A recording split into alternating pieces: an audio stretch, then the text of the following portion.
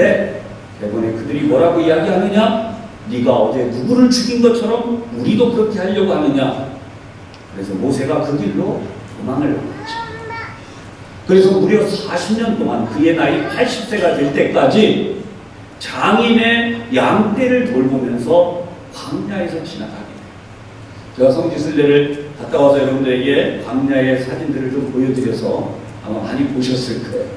여러분, 그런 데서 40년이 뭐예요? 한 3년만 있어도 사람이 폐인이 될 것 같아요. 정말 힘들어요. 근데 거기서 우리 하나님이 40년간을 기다리게 했어요. 그런데 40년을 기다리게 한 다음에 이스라엘 민족을 이끌어서 가나안 땅으로 들어가는 지도자로 보내시죠. 모세에게 그때 남아있는 게 뭐겠어요? 말도 어눌하고 이제 나이 들어서 몸도 옛날 같지 않고 모든 게 부러워요. 그러니까 보낼 자를 보내시라고. 하나님이 이런 모세를 보내신 다음에 모세가 이스라엘 민족을 인도에 내올 때까지 이스라엘 민족이 하는 모든 불평과 원망을 듣고, 툭하면 먹을 것이 없다, 툭하면 물이 없다, 왜 광야에 우리를 끌어내서 이렇게 괴롭히느냐, 왜 우리를 죽게 만드느냐, 홍해를 건너오기 전부터 시작되어진 이 모든 불평이 결국은 계속해서 이어지게 돼요. 여러분, 성경을 보면 유명한 무리바 사건이 나와요. 이 온유함이 대단한 모세도 어떻게 되느냐? 화가 난 적이 있어요. 그게 유명한 무리바 반석에서의 사건입니다. 백성들이 같이 눈을 부릅뜨고 말합니다. 먹을 것이 없는데, 굶어 죽게 생겼는데, 이런 여러 가지 이야기도 있지만 이번에는 갈증이 나서 죽게 생겼다는 거예요. 여러분, 배고픈 것도 힘들지만 갈증이 나면 더 많이 힘들어요. 이 갈증난 상태를 해소하지 못하니까 백성들이 불만이 완전히 폭발적으로 올라요. 모세가 어느 정도로 온유했느냐 하면 자기 아내가 먼저 세상을 떠났어요. 여러분, 모세는 120세까지 살았잖아요. 그러니까 아내가 먼저 세상을 들 수도 있어요. 그런데 세상을 떠난 뒤에 이방 여인을 아내로 얻게 됩니다. 이거를 놓고 누가 말하느냐면 형인 아론이, 누구보다 집안 식구니까 감싸줘야 되는데 형이 아론이 지적을 합니다. 네가 그럴 수 있어. 누나도 마찬가지예요. 그러니까 얼마나 힘들겠어요. 거기에서 진짜 한번 폭발하겠는데 거기서는 안 폭발했어요. 여러분, 가만히 생각해 보면 지금 이런 걸 보세요. 모세는 그 당시에 어떤 인물일까요? 하나님 다음으로 높은 인물, 백성들에게. 그런데 만약에 모세가 12지파 가운데 누구에게서 자기 후처를 얻었다고 합시다. 그러면 그 지파, 그 가문은 어떻게 해요? 수직 상승하는 거예요. 뭐 엄청난 권력을 자랑하겠죠. 그럼 모세는 그럴 생각이 없었어요. 그에게 누군가는 밥을 해주고 빨래를 해주고 그럴 사람이 필요했어요. 쉽게 말하면 그런 일을 해줄 수 있는 아내를 찾다 보니까 이름 없이 빛도 없이 조용히 뒤에서 섬겨줄 아내로서 이방 여인을 아내로 맞이했고, 그 누구도 그 여인을 이용해서 권력을 휘두를 수 없어요. 여기 우리나라 조선시대의 역사도 보면 왕실의 역사가 다 그거 아니에요. 한국계파, 지방, 뭐 지금 우리 한국 사회도 이런 일로 몸부림치잖아요. 뭐 누가 한번 어떤 자리 가면 누가 출세하면 그 줄로. 모세는 이렇게 온유한 사람이었지만 백성들이 몇 번씩이나 계속 들고 일어나서 우리를 왜 이 광야로 인도해서 죽게 만드느냐고, 우리 어린 아이들과 이 짐승들, 소떼, 양떼들이 다 죽게 생겼다고 아우성을 치니 결국은 머리끝까지. 그래서 무리바 반석을 놓고 이렇게 이야기해요. 우리가 너희를 위하여 물을 내리라. 목사님들이 이 부분을 많이 설교를 하셨어요. 이게 무슨 말이에요? 그래, 이제 우리가 너희를 위해 뭔가 보여줄게. 그 말을 하는 거예요. 하나님이 하시는 일을 하나님이 하시는 일로 한 게 아니라, 그래, 머리끝까지 화가 나는 내가 한번 본때를 보여주마. 그리고 어떻게 했느냐? 그 지팡이로 이 무리바라고 하는 바위를 2번을 내려쳐. 그냥 친 게 아니라 홧김에 내리치는 거예요. 여러분 혹시 집에서 홧김에 뭐 부숴보신 분들 혹시 계시나요? 평범하게 뭘 이렇게 해보면 크게 안 부서지지만 홧김에 하면요 엄청난 일들이 일어나요. 절대로 홧김에 하시면 안 돼요. 결국 모세가 홧김에 2번 내리쳐. 한 번 쳐도 될 걸 2번이나 내리쳤어요. 결국은 물이 나와서 모든 백성들이 다 먹고 짐승들이 다 먹었지만 하나님은 정확하게 이것 때문에 어떻게 하시느냐? 신명기 32장 51절. 눈앞에 가나안 땅이 보여요. 이 요단강만 건너가면 가나안 땅이에요. 근데 그걸 눈앞에 보고도 못 건너가요. 생각해 보세요. 40년 동안을 이 장장 40년 동안을 광야를 건너와서 지금 요단강만 딱 건너면 저기가 가나안 땅인데 하나님이 안 된다 그러십니다. 무엇 때문에? 바로 이 물과 반석에서 요 사건을 하는 거예요. 우리가 볼 때 이게 하나님이 너무하시지 않나? 아니에요. 하나님은 조금 이따 설명하겠지만 최고의 존재예요.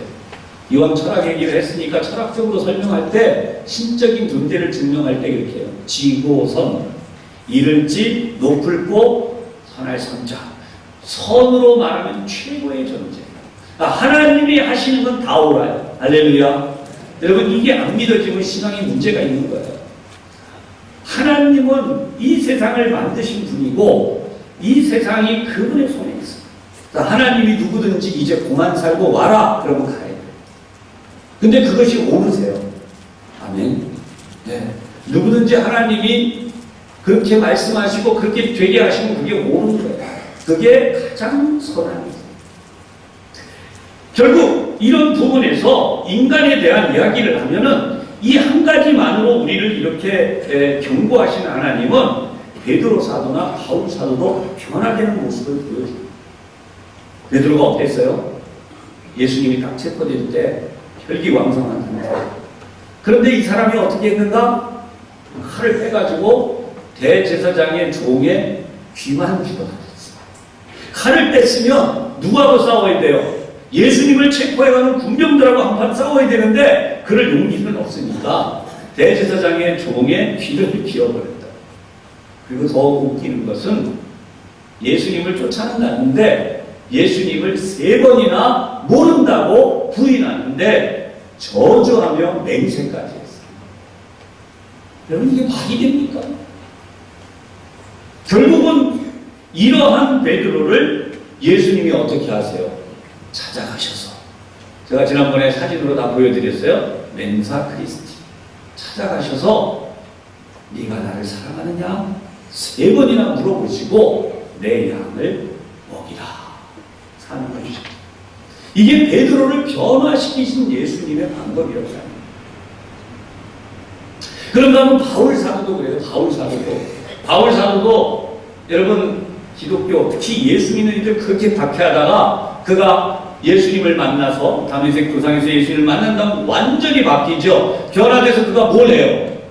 변화돼서 그는 복음을 전하는 자가 됐는데 자기를 도와준 은인 같은 사람이 누구냐? 바나바라고 하는 사람. 그렇게 사람들에게 배척당하고 있을 때 바나바가 그 당시에 사울이라고 불리던 이 바울을 데리고 예루살렘에 가서 요즘으로 말하면 데뷔를 시켜줘요. 데뷔. 뭐라 그러냐? 이 사람의 말을 들어보라. 완전히 변했다. 이 사람 진짜 그리스도인이 됐다. 그전에는 우리를 박해하고 우리 동족을 죽이고 그렇게 어려움을 주었던 자이나 이제는 아니다. 이가 우리의 복음을 전하는 자가 되었다. 그래서 가서 복음을 전하게 됐고 그것 때문에 바나바와 사울이 전도여행을 떠나잖아요. 같이. 그런데 2차 전도여행을 갈 때 일어난 일이 뭐냐? 바나바의 조카인 마가 요한이 중간에 그냥 돌아가 버린 것 때문에 바울이 안 돼. 그렇게 돌아온 사람은 절대 다시 데리고 가면 안 돼. 이 완고함이 변하지 않았다. 이 문제가, 여러분 이 문제가 그렇게 싸울 문제였을까요? 제가 볼 때 그 당시에 그럴 수도 있겠지만 끝까지 이 문제로 싸웁니다. 그래서 결국 생명의 은인과도 같고 자기 앞길을 열어준 데뷔를 할 수 있게 도와준 바로 이 사람을 결국 배척해버려서 둘이 갈라서고 말아요. 그랬던 바울이 마지막 그의 노년에 뭐라고 이야기를 하느냐? 바로 그 마가 요한을 데리고 오라.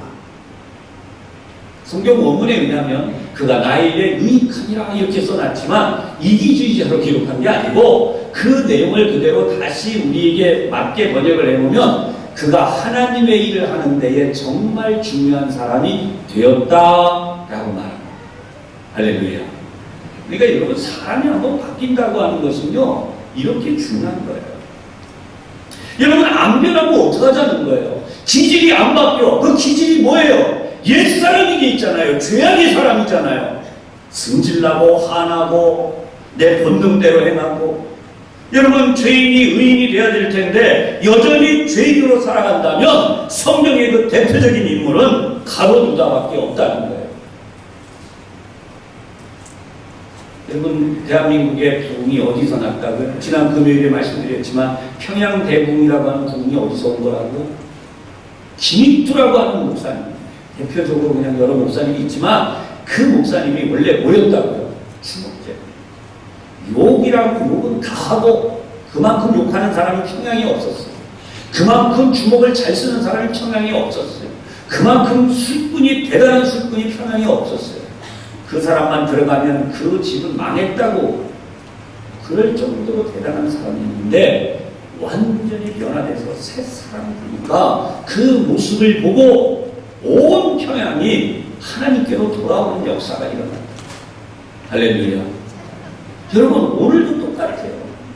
왜 세상 사람들이 교회 다니는 사람들을 보고 비방하고 욕을 합니까? 교회 다니는 사람 똑같아. 이런 말 듣잖아요. 여러분들도 우리 다 인용하고 있잖아요. 여러분, 똑같은데 어떡하라는 거예요? 똑같으면 안 돼요. 내가 이 자리에 앉았는데 이 자리가 너무 좋아요. 딴 사람이 앉고 싶어요. 그 자리 주라는 거 아니에요.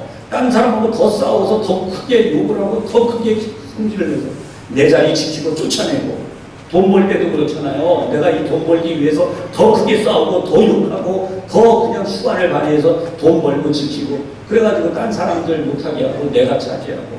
그러니까 결국은 뭐예요? 예수 믿는 사람이 더하다. 그런 말이 우리 사회 속에. 물론 공정하게 이야기하면 그렇게 말하는 사람이 더 나쁠 수도 있어요. 저는 목사로서 분명히 이렇게 믿는다 그랬어요. 예수 믿는 사람이 낫다. 안 믿는 사람보다. 그 이유가 뭐라고요? 얘기할 줄 아니까. 여러분, 지금 우리가 이런 상황인데 예수님은 결정적인 말씀을 우리에게 했어요. 요한복음 3장 1절에서 8절까지 내려가는 내용 속에 그 유명한 니고데모라고 하는 바리새인 랍비 교사에게 네가 거듭나야 하리라. 아멘. 거듭나야 하리라. 우리 옆에 있는 분들 한번 축복하면서 합시다. 거듭나시기를 바랍니다. 거듭난다는 게 뭔지 우리가. 그러니까 니고데모는 도저히 이 나이 많은 분이 이해가 안 가는 거예요. 그러니까 이렇게 다시 질문하죠. 늙으면 어머니의 모태에 두 번째 들어갔다가 다시 나오면 되겠습니까? 그러자 예수님이 책망하시죠. 너는 이스라엘의 지도자가 돼서도 그것도 몰라서 되겠느냐. 예수님이 왜 그렇게 안타깝게 말씀하세요? 지도자라는 자가 거듭난다고 하는 말을 이해하지 못할 정도라면 너무나 안타깝다는 거예요. 여러분, 우리가 예수 믿는다고 하는 것은, 거듭난다고 하는 것은 완전히 새 사람이 된다는 거예요. 육신에 매여 사는 자가 아니라 이제는 영적인 사람이 되는 거예요. 할렐루야. 지금까지 내 정욕과 탐욕과 욕심대로 살았다면 하나님의 말씀을 따라서, 영적인 길을 따라서 하나님이 기뻐하시는 길로 하나님의 말씀이 전해지고 지켜지는 일을 위해서 우리가 살아가야 된다는 거예요. 할렐루야. 여러분, 왜 교회 생활하세요? 많은 사람들이요, 교회 나가서 기도했더니 병이 나았다. 교회 가서 기도했더니 돈이 잘 벌리더라. 교회 가서 기도했더니 내 자녀들이 잘 되더라. 근데 예수님이 그걸 뭐라고 하세요? 그거는 너희들이 먼저 하나님의 나라와 의를 구하면 자연히 따라오는 거야. 할렐루야. 그거를 안 하고 목적이 어디로 가버렸어요? 돈 버는 거, 출세하는 거, 높아지는 거, 내 가족이 남보다 잘 되는 거, 여기에 가니까 뭐가 되는 거예요? 기독교인들이 전부 뭘로 돌리자? 이기주의자로 바뀌는 거예요. 자기밖에 모르는 이기주의자로 바뀌는 거예요. 거기에 문제가 있잖아요. 아까도 앞에 인격의 부분을 제가 일부러 설명을 해드린 겁니다. 기독교 철학 사상이 이렇게 엄청난 인류 인문학의 기초 발전을 이루었다는 거예요. 그런데 지금 거기서 하나님을 싹 빼버리고 인간들의 이야기만 하려고 하잖아요. 그러니까 문제 해결이 안 되라 점점 더 커지는 거예요. 사람이 어떻게 그렇게 할 수 있지? 여러분 뉴스를 보면 지금도 사람이 어떻게 그런 행동을 하고 그렇게 처절한 짓을 하고 그렇게 못된 짓을 하면서 살아갈 수 있는, 한국 속담에 인두법을 쓰는 거 이렇게 얘기하잖아요. 이걸 회복해야 거듭나야 합니다. 여러분 죄인의 기질을 버려버려야 돼요. 내가 죄인의 기질을 갖고 있어. 이 기질을 벗어버려서 완전히 바뀌어야 돼. 그것이 오늘 예수님이 말씀하시려고 하는 중요한 내용이에요.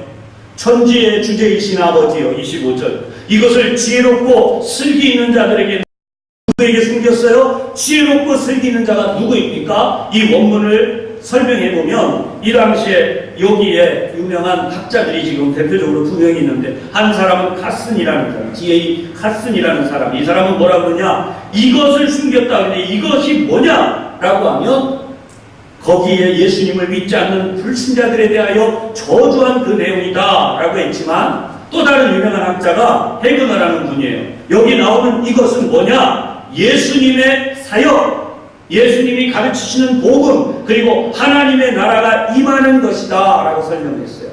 지금은 이 후자의 말이 더 인정이 되고 있어요.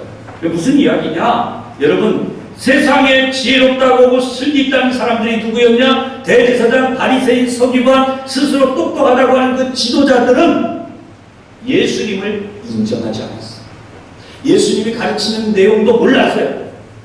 그렇기 때문에 그게 숨겨졌다는 거예요. 그러나 반대로 어린아이들에게는 나타내심을 감사하나이다. 이 당시 어린아이들이 누구냐? 그냥 들은 대로 믿는 사람, 단순하게 믿는 사람, 대표적으로 예수님의 제자들 같은 사람.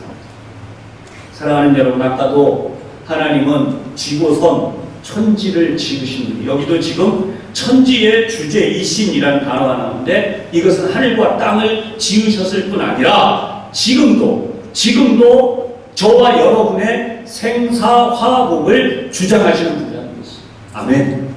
앞에 제가 간단히 설명했어요. 그냥 쉽게 다시 설명해 드릴게요. 그만 살고 와라. 그러고 가야 돼요. 아멘. 이게 엄청난 거예요.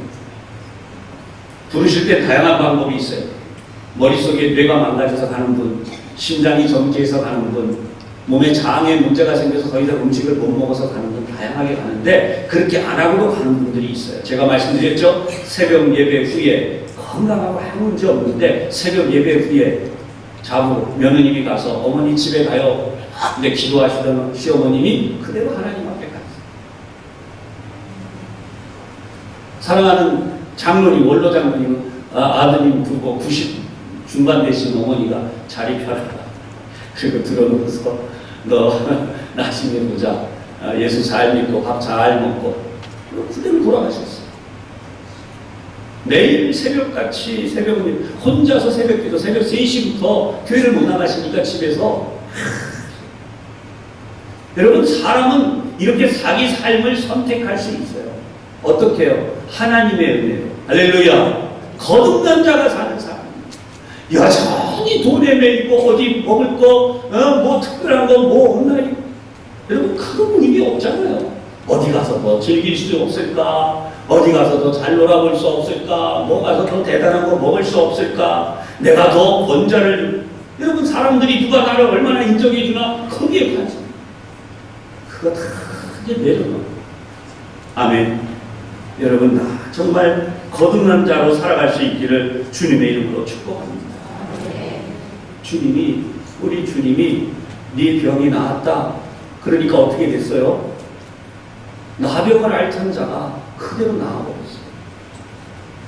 들어누워서 일어나지 못하고 38년이나 된 자도 일어나면 가라. 그랬더니 그냥 가는 거예요. 앞을 보지 못하고 평생 동안 살던 사람이 내 눈이 나았다. 그랬더니 그냥 탁 보게 되는 거예요. 여러분, 이게 천지의 주제이신 분, 지고선이신 하나님이 하실 수 있는 거예요. 할렐루야. 여러분, 오늘 우리가 영적인 눈이 떠서 변화됐다고 하는 건 뭐냐면요, 아주 예를 들어봅시다.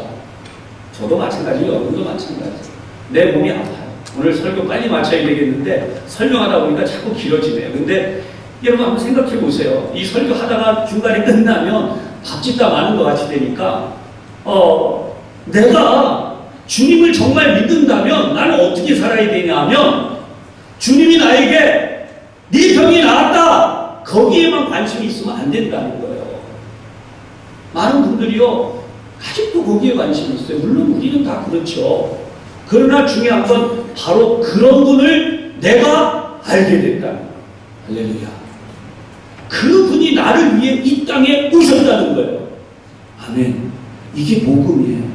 그분이 나를 위해 십자가를 지고 죽으심으로 나의 죄를 다 사해서 내가 그 하나님의 복을 받게 그냥 받는 게 아니라 천국에서 영원토록 그 복을 누리며 살게 해주셨다는 거예요.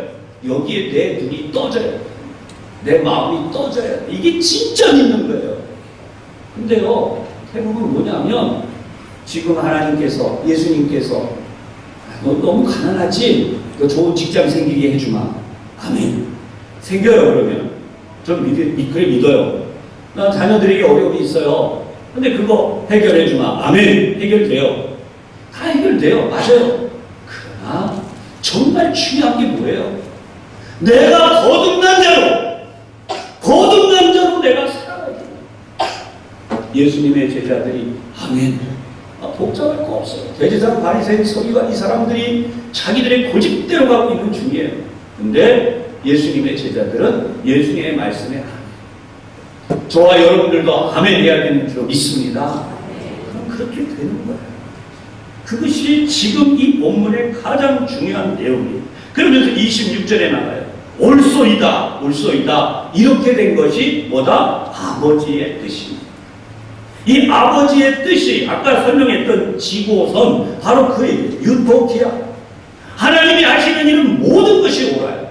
하나님이 하시는 일은 모든 것이 선해요. 하나님이 하시는 일은 모든 것이 다 완전한 것이에요. 그러니까 모세를 아까 어떻게 했다고요? 무리바에서 2번 친 것 때문에 너의 생명을 여기서 끝낸다. 내가 너를 데려가겠다. 옳아요, 옳지 않아요? 왜 대답이 안 나오세요? 옳아요, 옳지 않아요? 옳아요. 할렐루야. 믿음이 다시 한번. 그 모세를 데려가는 게 옳아요, 안 옳아요? 아멘. 네. 여기 지금 제가 간단하게 인간적으로 설명해 드릴게요. 120까지 살았으면 됐지. 뭘 더 바래요? 더 살고 싶으세요? 120세예요. 그것도 어떻게 살았느냐? 청년처럼 살았어요. 눈이 어둡지 않았고 기력이 쇠하지 않았고. 할렐루야. 우리 성도님들과 언제 기회가 되면 성지순례를 가보고 싶은데요. 여러분, 그 이스라엘 땅, 예수님이 다니셨던, 모세가 다녔던 그 길, 모세처럼 다닐 수만 있으면. 이번에 새로 호산나 교회 부임하신, 부산에 호산나교회 부임하신 유진소 목사님이 교인들을 데리고, 연세 많은 분들 데리고 남들이 안 가는 그 광야를 주파에 나갔어요. 2시간 반 동안. 와, 엄청나더라고요. 땀을 흘리면서 그 가고 있는 모습, 예수님처럼, 모세처럼 얼마나 은혜가 있습니다. 사랑하는 여러분, 오늘 이 말씀을 여러분의 마음속에 믿음으로 담으시기를 주님의 이름으로 축복합니다. 하나님이 하신 일은 선하지 않은 일이 없습니다. 내 아들을 몇 살에 데려갔든지, 내 딸을 몇 살에 데려갔든지, 내 아내와 남편을 언제 데려갔든지, 내가 사는 삶 속에 중요한 건 뭐예요? 내가 주님 안에서 살았느냐, 아니면 주님 밖에 있었느냐. 지금도 여전히 주님 밖에서 내 고집대로, 내 뜻대로 안 된다고. 저는 기도원 다니는 걸 뭐라 안 해요. 근데 문제는 기도원에 가서 고집만 부리다가 온 건 아무 의미 없다. 그래 봐야 주님의 뜻 아닌 건 이루어지지가 않아. 그게 내게 행복이에요. 할렐루야. 주님의 뜻이 아닌 것이 내게 이루어지면 그건 저주예요. 그것이 여러분들에게 행복이라는 거죠. 그래서 이 성경엔 예수님이 절대 젊은 33살에 죽는 것도 옳다는 거예요. 할렐루야. 세례자 요한이 와서 기껏해야 그 어린 소녀가 못 닦인 곳이잖아요. 그 목을 잘라서 쟁반에 담아주세요 그랬다고 그 유명한 세례자 요한이 모가지가 댕공 잘려갖고 냄비에 담겨서 그렇게 끝났어요. 근데 그의 생애가 가장 위대한 생애라고 예수님이 극찬하시잖아요. 할렐루야. 그걸 우리가 이해를 왜 그런가? 여러분 본문 다시 보십시다. 아버지 외에는 아들을 아는 자가 없고 아들의 소원대로 계시를 받는 자 외에는 아버지를 아는 자가 없다. 27절입니다. 이게 무슨 의미예요? 직역을 하면 이렇게 돼요. 하나님이 모든 것을 내게 주셨다. 그건 내가 받았는데 이 내 입장에서 보면 나를 향해서 기꺼이 그 내용들을 받기를 원하는 자, 소원한 자 그 외에는 이 계시를 제대로 알만한 자가 없다. 오늘도 이 말씀을 듣는 여러분의 마음이 예수님이 하시는 소원대로 내게 이루어지기를 바라는 그런 마음이 가득하기를, 오직 그 마음이 있기를 주님의 이름으로 축복합니다. 그런 사람을 오늘 성경의 28절에 설명하는 수고하고 무거운 짐진 자들아 다 내게로 오라 내가 너희를 쉬게 하리. 여러분이 쉬기를 원하잖아요. 현대인들이 쉬기를 원하는데 어떻게 해야 쉰다는 거예요? 주님께로 다 와야 돼요. 근데 덜렁 주님께 왔다고 되는 게 아니에요. 따라합시다. 주님께 왔다고 다 되는 게 아닙니다. 어떻게 하라 그러냐? 여러분 29절입니다. 29절. 나는 마음이 온유하고 겸손하니 나의 멍에를 메고 내게 배우라. 여러분 읽습니다. 시작. 그리하면 너희 마음이 쉼을 얻으리. 아멘. 현대인의 모든 병은 다 어디서 왔다고요? 쉼을 얻지 못해요. 마음에 평안이 없어요. 스트레스예요. 주님이 말씀하신 29절 나는 마음이 온유하고 겸손해. 온유라고 하는 단어는 프라미스라고 하는 원어예요. 이걸 우리말로 다시 풀어보면 이렇게 됩니다. 친절하고 너그러운 태도를 가집니다. 친절하고 너그러워요. 여러분 예수 믿을수록 어떻게 돼야 돼요? 친절해지고 너그러워야 돼요. 근데 예수 믿을수록 어떻게 된다고요? 반대 현상이 일어나요. 이렇게 믿어야 돼. 이렇게 믿어야 돼. 그 믿어야 되는 대로 안 되는 사람은 다 정죄해버립니다. 다 틀렸다고 하는 거예요. 여러분 성경은 뭐예요? 주님이 분명히 온유하고 그 다음에 겸손이라는 말씀이 나와요. 겸손, 타페이노스. 이 단어는 어떤 거냐면 스스로 낮아졌다는 거예요. 이 당시에 예수님 당시에 사람들이요, 귀족들 높은 사람들은 다 가마 타고 다녔어요. 그리고 낮고 천한 사람들, 노비들, 종들은 다 걸어 다녔어요. 예수님 걸어 다녔어요? 타고 다니셨어요? 걸어 다니셨어요. 예수님 낮아진 자.